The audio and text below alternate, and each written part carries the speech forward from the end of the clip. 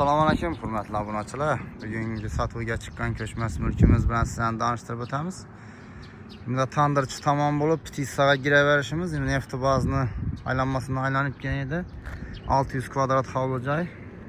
Ajoyib narxda chiqdi. Yukuraman desangizlar ham o'zini ham bir remont etib bersangizlar, zo'r ajoyib joy. Hozir ko'rsatib, tanishtirib o'taman ichkaridan. Hasa ketdik.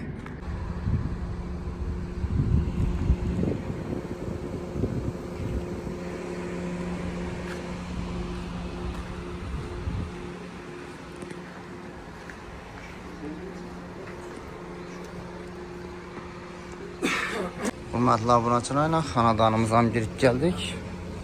Giraverish pirish qo'shganmiz yana katta.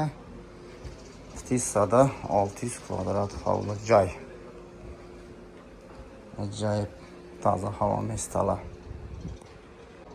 Giraverishimizda şimdi bir katta dalan. 9 metre 6 metrlik kaminli peşler. Ben de zalina katta. 7 metre 4 metrlik katta mehmonxonasi baland etib qurilgan. Bu yoqda yana spalnisi.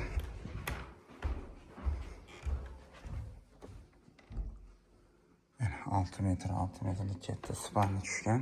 Keng etib olingan joylar. Ptissada 600 kvadrat hovli joy. Yerda shu razmerda yana bir spalni bor, hozirlik ekan. Bu shu razmerda tushgan ham bir spalni. Bog' tarafni ko'rsatib olsak, bu yerda javli mesta qoldirilgan. Game Yeda oshxonasi ekan, kuxnasi. Bunda letniy tualeti, kladovkalari, yine yerlarini ko'rishingiz mumkin. Yerda yangi pojarni xotindan girib keladi yer, mashin qo'yadi. Yine üzümler, meyveler. Hamma narsa tayyor. Yine katta hovli joyimiz 600 kvadrat. Bu yerda şimdi bir qurilish etib qo'yibdi ekanlar.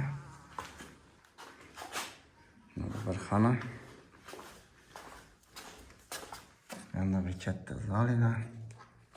7 metre 4,5 metrlik taplinalar yine.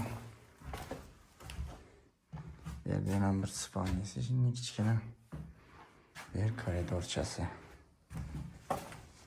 Uyimiz shunday ahvolda sotiladi. Narxini ekranda yozib qo'yamiz. Qiziqtirganlar ekrandagi nomerlarga murojaat qilaverasizlar. E'tiborlaringiz uchun rahmat, sog' bo'linglar.